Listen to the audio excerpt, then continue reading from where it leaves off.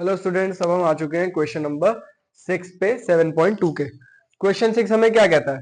Question 6 हमें कह रहा है कि if this this this this, मतलब ये तीन जो है चार, सॉरी, ये जो चार वर्टिसेस है ये पैरेललोग्राम के वर्टिसेस हैं। मतलब कि ये जो चार पॉइंट्स हैं ये एक पैरेललोग्राम के वर्टिसेस हैं। तो मैंने सबसे पहले तो क्या किया, एक फिगर बना ली ए बी सी डी, उसमें लिख दिए वर्टिसेस। ठीक है, इजी था।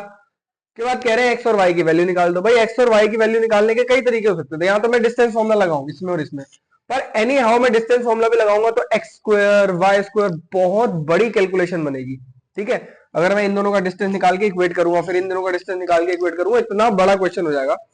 पर एक इजी फॉर्म देखो, आप लोगों को पता है कि पैरेललोग्राम्स के जो डायगोनल्स होते हैं वो एक दूसरे को बाइसेक्ट करते हैं। मतलब कि ये दोनों एक दूसरे को बाइसेक्ट मतलब आधे आधे में बांट रहे हैं। ये जो P है ये इसका मिड पॉइंट है, ये इस डायगोनल का मिड पॉइंट है P, और BD डायगोनल का भी मिड पॉइंट P है। मतलब ये तो आप लोगों को पता ही होगा भाई, 10th क्लास में आ गए हो। पैरेललोग्राम के जो डायगोनल्स होते हैं वो बाइसेक्ट करते हैं, मतलब आधा आधा बांटते हैं। तो ये P मिड पॉइंट होगा AC का, ये इसका भी मिड पॉइंट होगा। तो मैं क्या करूंगा ना, मैं इस डायगोनल का भी मिड पॉइंट निकालूंगा, इस डायगोनल का भी मिड पॉइंट निकालूंगा, और मिड पॉइंट तो सेम ही है, P ही है। मैं बाद में उन्हें इक्वेट कर दूंगा। देखते हैं कैसे किया मैंने, समझो। यहाँ पे मिड पॉइंट ऑफ AC, पहले मैंने AC का मिड पॉइंट निकाला। AC का मिड पॉइंट है P। ठीक है, मिड पॉइंट निकालने का फॉर्मूला क्या होता है? कुछ भी नहीं है, x1 प्लस x2। वही सेक्शन फॉर्मूला एक तरीके से, सेक्शन फॉर्मूला ही है एक तरीके से। सेक्शन फॉर्मूला में m1 1 होता है, यहाँ पे ये भी 1 होता है, नीचे 2 वाला था। एक तरीके से सेक्शन फॉर्मूला समझ लो, 1:1 वाला। पर ये शॉर्ट फॉर्म होती है, ये आप याद कर लो। ये एक फॉर्मूला मैं यहाँ पे लिख देता हूं, मिड पॉइंट निकालने का फॉर्मूला क्या है? x1 plus x2 upon 2 comma y1 plus y2 upon 2।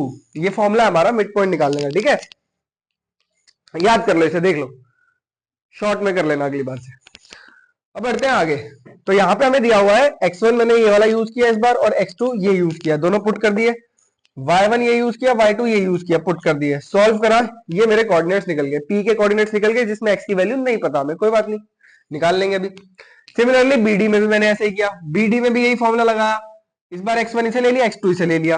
अब मैंने P निकाला BD की मदद से, पहले AC की मदद से P निकाला, BD का भी तो मिड पॉइंट P ही है, तो मैंने BD की मदद से P निकाल लिया। सेम फॉर्मूला लगाया, सॉल्व किया, ये आ गया।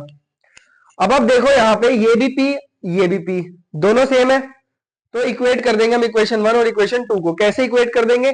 x वाले कोऑर्डिनेट के बराबर x वाला कोऑर्डिनेट रख देंगे, क्योंकि ये दोनों सेम है ना।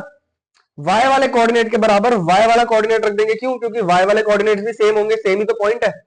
तो यही किया मैंने, x वाले के बराबर x वाला कोऑर्डिनेट रख दिया, x के बराबर x वाला कोऑर्डिनेट रख दिया, y के बराबर y वाला कोऑर्डिनेट रख दिया। ठीक है, मेरी वैल्यूज आ गई, x और y निकालना था इस क्वेश्चन में। बहुत इजी क्वेश्चन था, खत्म हो गया। बढ़ते हैं क्वेश्चन नंबर 7 की तरफ, जिसकी वीडियो दिखेगी आपको इस साइड।